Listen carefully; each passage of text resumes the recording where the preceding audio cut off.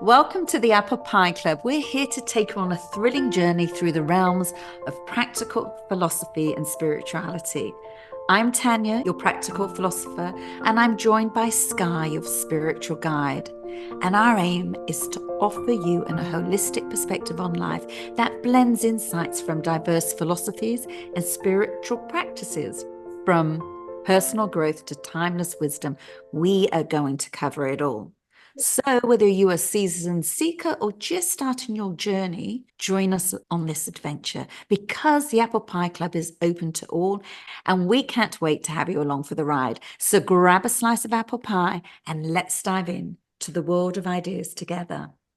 And our quote for today is from Thomas Aquinas, who says, "We must love them both, those whose opinions we share and those whose opinions we reject, because both are labored in the search for truth and both have helped us in finding it."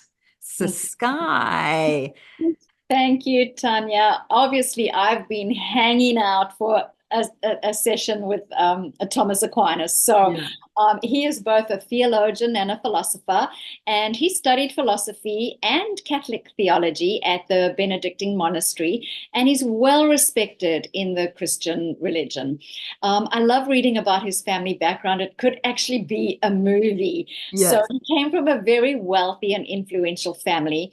And he was destined by his family to become the abbot of Monte Cassino.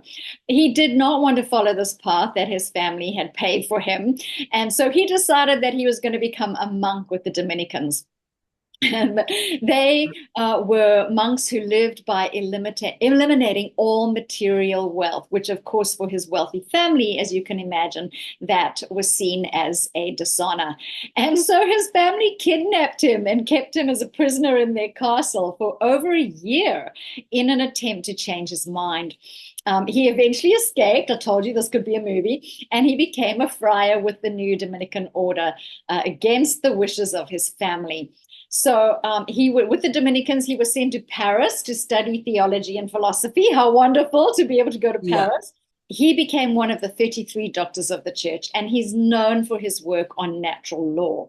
He has this optimistic view of human nature, and he believes that it is human nature to do good and not evil. Lovely. So his work is very complex. And I remember when I was studying my theology degree, I have a wonderful memory of Thomas Aquinas. We were all sitting around having a barbecue, and one of the younger theologians of our day quoted word for word this really complex, ridiculously long, complicated quote by Thomas Aquinas. And I remember whispering to my friend sitting next to me, "Yes, but what does it mean?"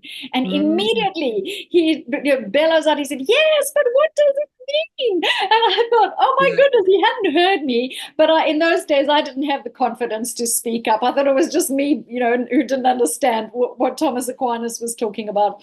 But I used to own his most famous work, the Summa Theologica, and I'd be lying if I told you I read it. I just added a few quotes here and there in some of my thesis and some of my assignments to make it look like I read it.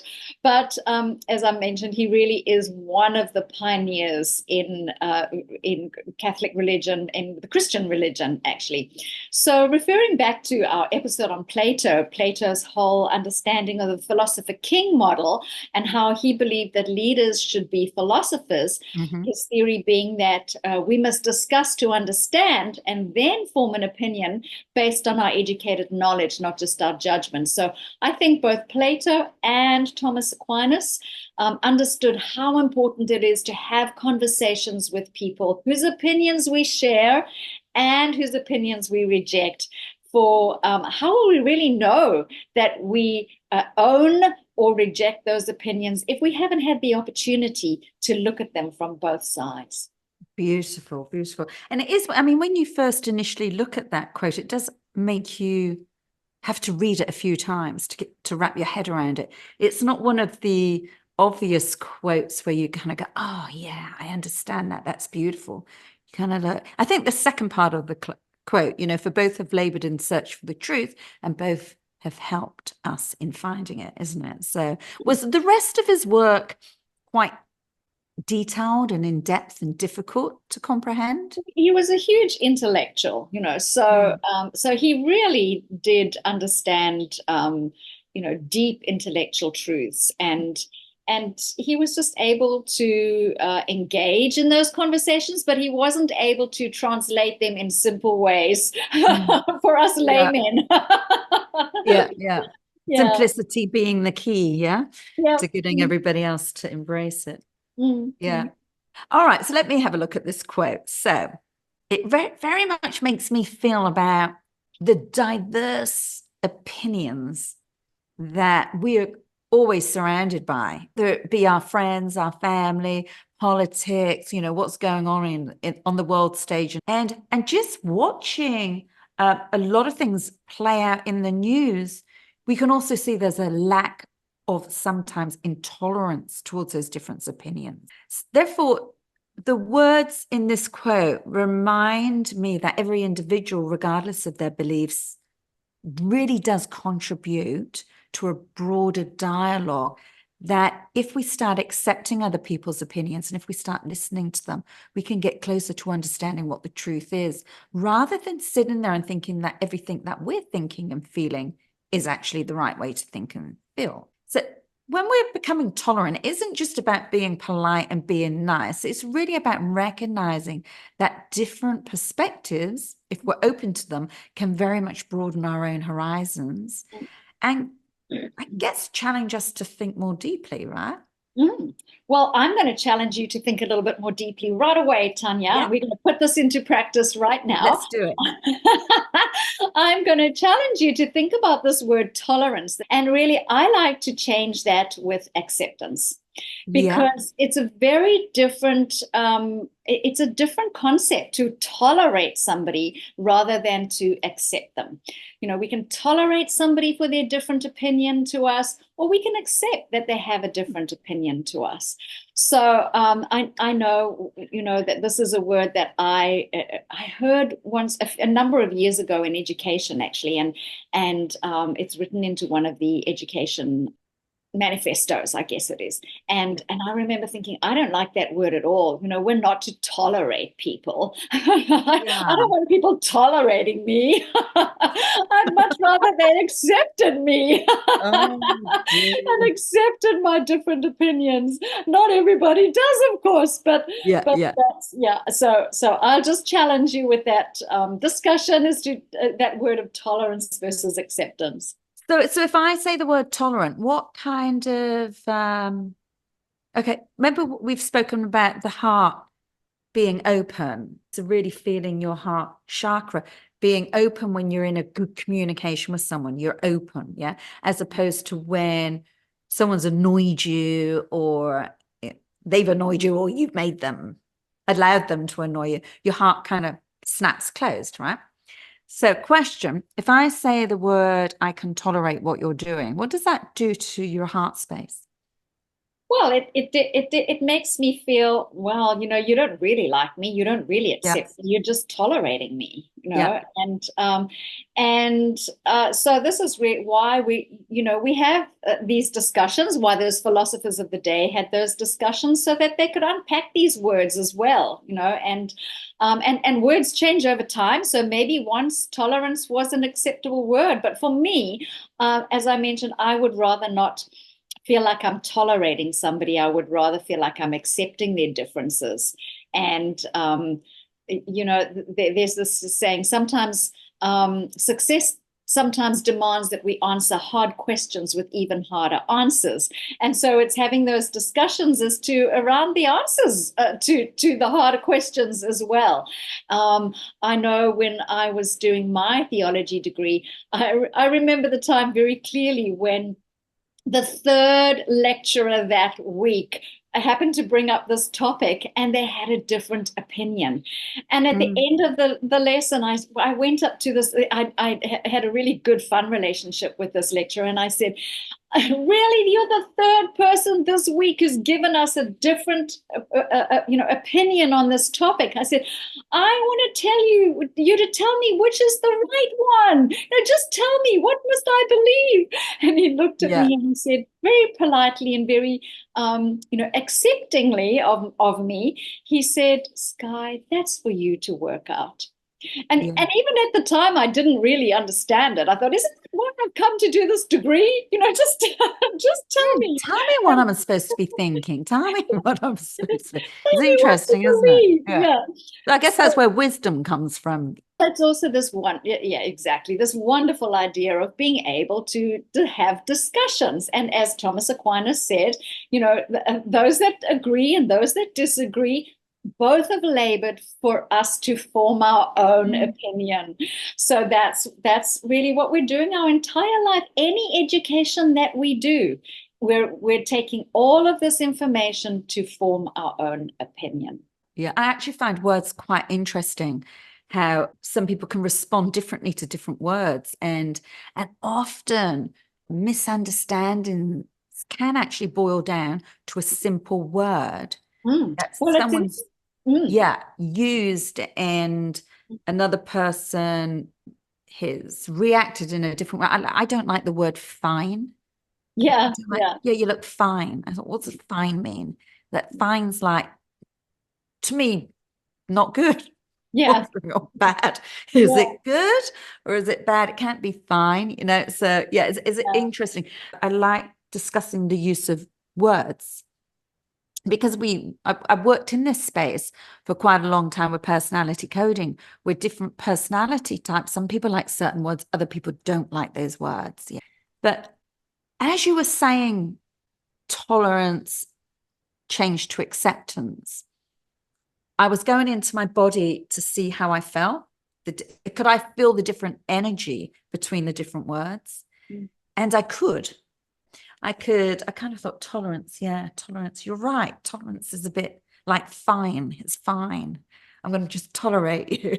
Whereas acceptance is more welcoming. It's more opening. It's not to say that you're going to agree with someone. Yeah. No, of course But not. have a You can different accept that they have opinion. a different opinion. Yeah. It's not Yeah. accepting their opinion, it's accepting that they can have a different opinion. It's accepting Mm. for who they are. Yeah. And it's very much that respect for different dialogue, Mm.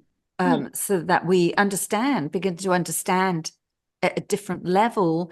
And possibly when we're open to other people's opinions and feedback, we're going to grow as individuals as well. We're not going to stay funneled in our own belief system that I'm right and this is the way the world should be. And because there are some people out there in the world who are very quite inflexible with their Mm. thinking, Mm. and that's not a way to grow in harmony with other people. It's not a way to search for truth and Mm. to evolve. Mm. Yeah. And Well, I'm very aware. I taught trauma-informed practice at one of my roles here in Queensland in education. So I taught all of the teachers in this particular institution, Queensland wide. So, and we one of the things that we really address there is this idea of survival brain versus learning brain. And when people are in survival brain, they do not like ambiguity, and they really can't think about, okay, let's engage in this conversation. You think about the philosophers of the day, and I know we've spoken about this before, but all these pictures, how I don't know if this is true, but is this what I imagine, that they sort of lounged around on their cushions and they drank wine and ate grapes and they engaged in these amazing discussions. So they were not fearful for their life. At the time, they wouldn't be having these amazing discussions if they were in survival brain. And mm, so many people today are in survival brain because of the life that we're in right now, actually, because of the state our world is in right mm, now. And so we really have to understand as well where people are at, that a survival brain does not like ambiguity. Survival brain likes to be told what to believe.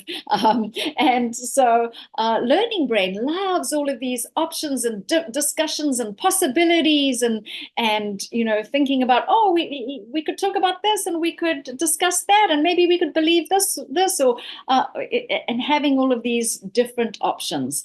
So I know for me, I have told you about this before, that I actually went on a excursion around the world. I didn't know at the time that I was doing this, but I was changing my neural pathways, because actually sometimes we do get fixed and we do get stuck.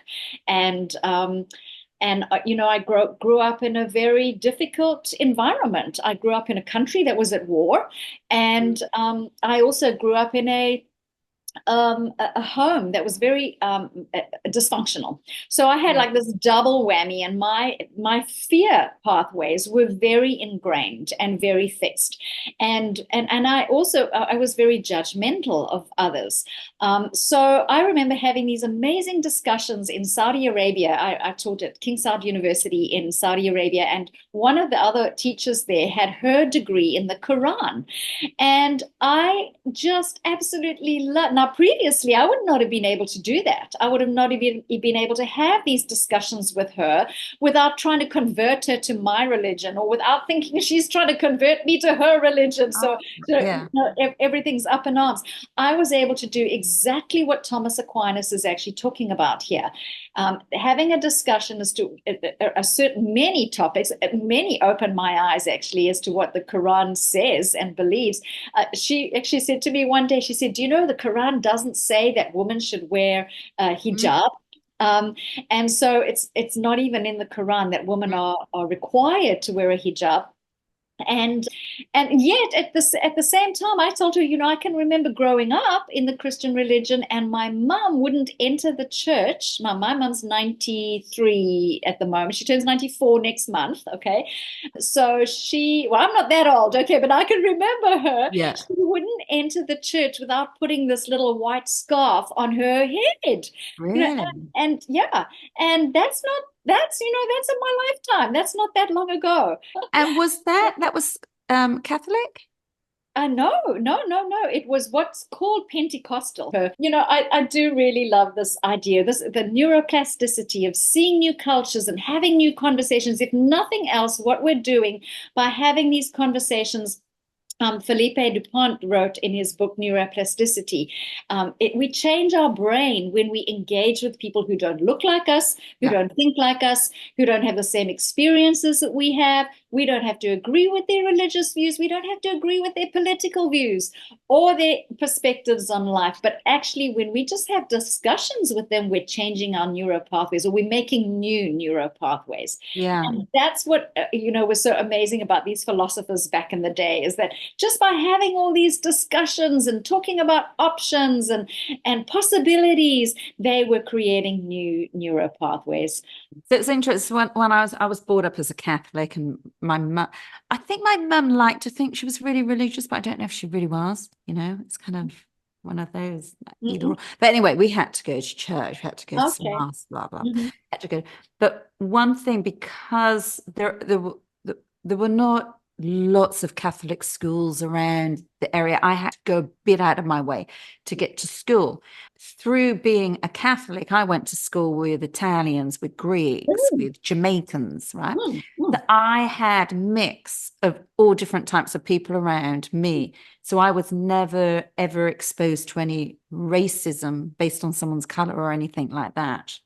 And then I chose not to carry on with the church, but got more involved in philosophy. And then through philosophy, but we would study the Bible, the Quran. We would take pieces of scripts from everything. And I think that when you look at the quote about being open to other people's ideas, it's when someone's too radicalized or so fixed on that, they think that that's right, that their way is the right way, is where all the problems come from. Of course. Because we're judging people, like you said, we're judging people.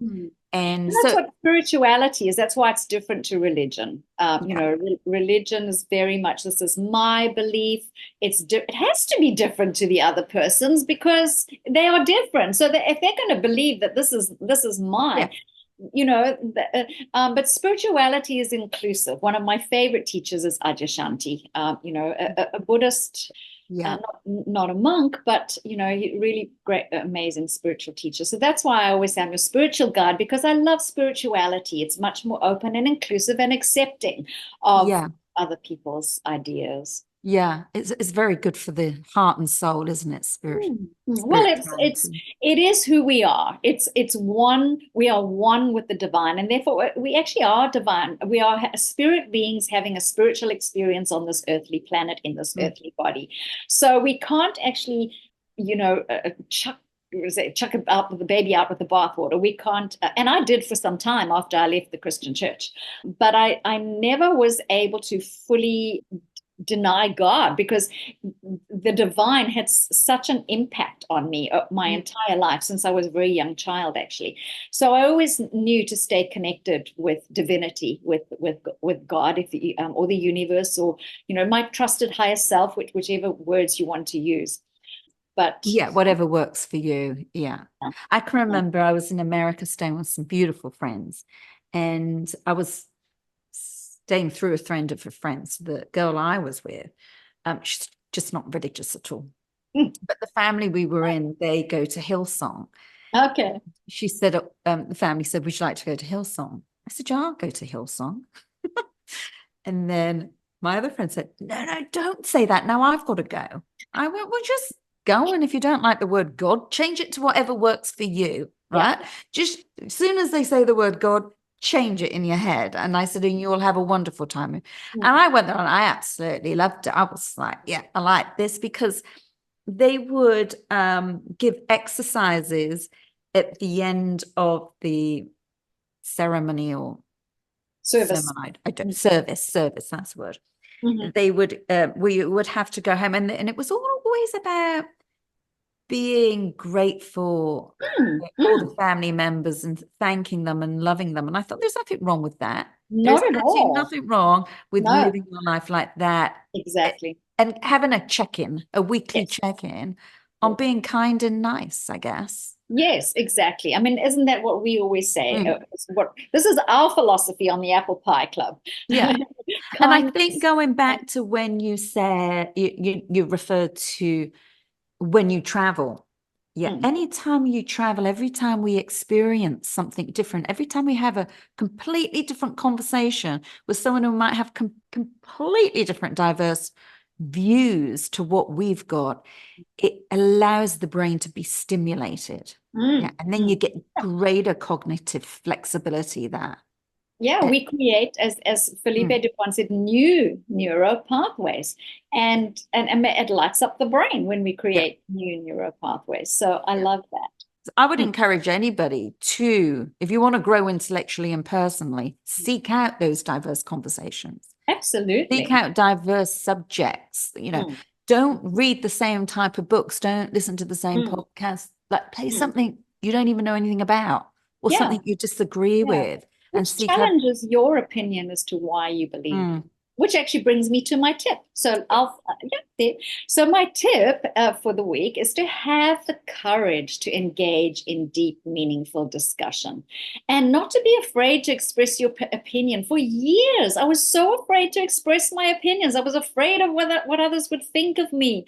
I was very afraid of rejection, and so yeah, I courage is actually, the map of human consciousness that I love so much, Dr. David Hawkins, and courage is the first step in power, in operating in power, and then it's willingness and above.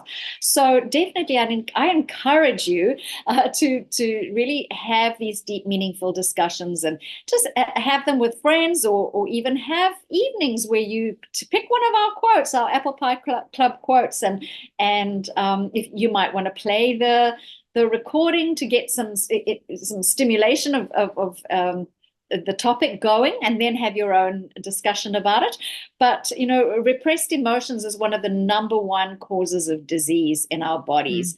And so imagine how different we would all be if we could all just sit around and actually discuss like these philosophers used to do back in the day. Just have these deep discussions about our opinions and our thoughts, and without judgment and without tolerance, but with acceptance. Yeah, beautiful, beautiful. I like that. And also you can look at the blogs for tips as well. Yeah. For your apple pie club get together sessions with your nearest and dearest. Mm-hmm. Okay, so my tip would be, actually blends perfectly with yours, is to practice active listening and empathy to truly understand where another person may be coming from, especially when their views are so different, because there is no right or wrong in this world. If you've got completely different points of view and you can feel yourself getting heated or defending your point of view, respond thoughtfully and respect their diverse opinions. And then what will happen, you'll really get a rich dialogue going and your mind will start to open with other ways of being. So that would be my tip. And we've got a meditation to go along with this. Love it.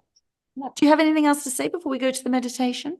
No, wonderful. Thank you for the discussion. I'm glad we brought Thomas Aquinas into the mix. So. I do. I'm glad about tolerance versus acceptance, because I really like that. All right, guys, I know some people don't stay for the meditation, so thank you for joining us. And for those who are staying for the meditation, then let's begin. So let's begin by finding a comfortable position. And just close your eyes and take a deep breath in and allow yourself to relax. And with each breath, feel your body becoming lighter and lighter, and your mind opening up. And I want you to imagine that you're in a tranquil garden, surrounded by various paths that lead to different directions. And each path represents a unique perspective, a different way of seeing the world. And as you walk along, you encounter travelers from each of these paths. Some of these travelers share your views, while others challenge your views with their different opinion and beliefs.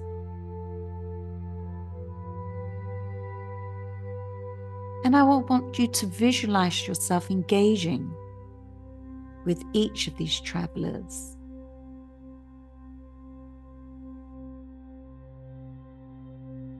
Now visualize yourself engaging with one of the travelers with a different perspective.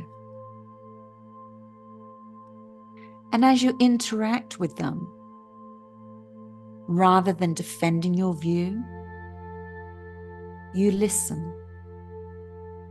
You calm your inner dialogue and you truly listen with an open heart and an open mind. And notice, does your heart expand with curiosity?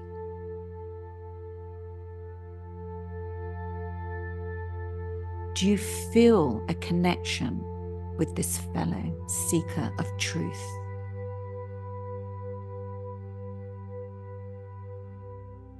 And as you continue walking, meeting other people with different points of view,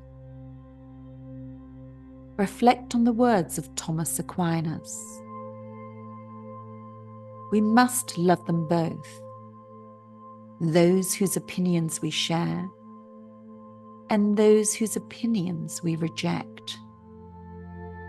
For both have labored in search for the truth, and both have helped us in finding it.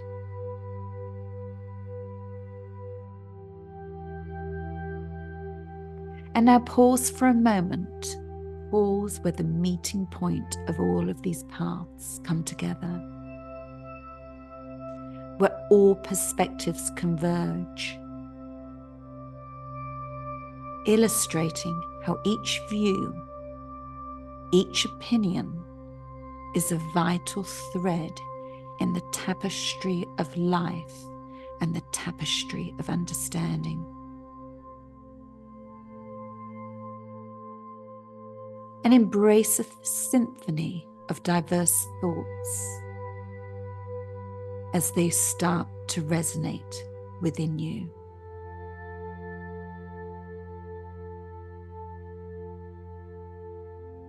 And now repeat this affirmation silently. I am open to understanding and learning from every perspective. Each person I meet is a guide, leading me to wisdom. And as we prepare to leave the garden, carry with you the openness and respect for all views. Let the diversity of opinions not be a barrier, but a bridge to broader understanding and deeper connections.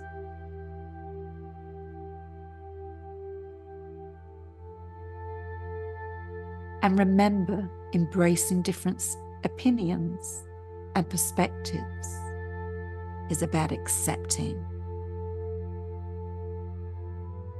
And as you're ready, bring yourself back into the room. Wiggle your toes. And thank you. We hope you enjoyed this session, and we look forward to connecting with you again. Thank you. We are the Apple Pie Club.